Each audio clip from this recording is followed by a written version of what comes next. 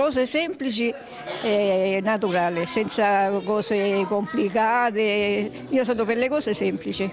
Il mondo del web siciliano perde uno dei suoi personaggi più amati.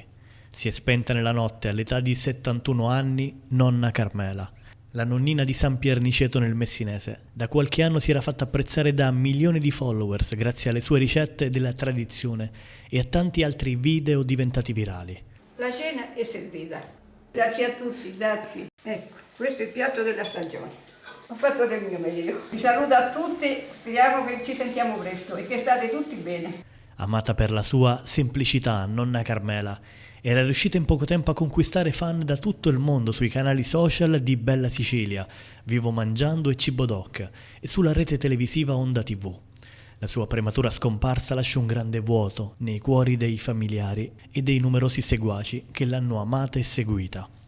Moglie e mamma esemplare, era presto diventata la nonnina che sul web e in TV dispensava preziosi consigli, raccontava aneddoti e portava avanti con orgoglio i valori e le tradizioni del passato.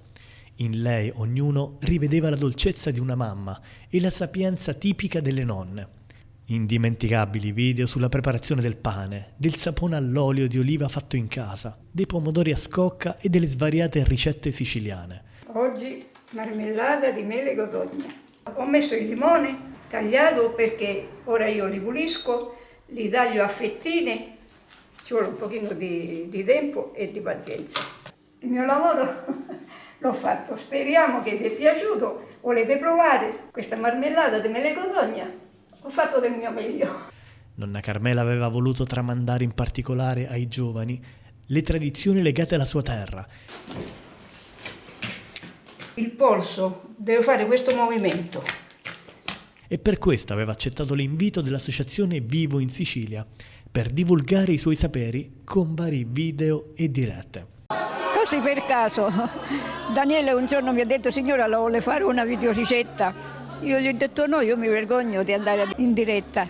Proviamo, perché si deve vergognare. Ho provato a fare una diretta cucinando. All'inizio con un po' di timidezza? Un pochino sì, e poi per la prima volta, la seconda volta, ora sono più tranquilla e più rilassata, non ci faccio più caso. Il suo impegno era stato ripagato da un'ondata di affetto e ammirazione senza limiti. Nelle scorse ore la nonnina messinese si è spenta a seguito di una terribile malattia. I funerali si svolgeranno mercoledì 3 aprile alle ore 16 presso la chiesa madre di San Pierniceto.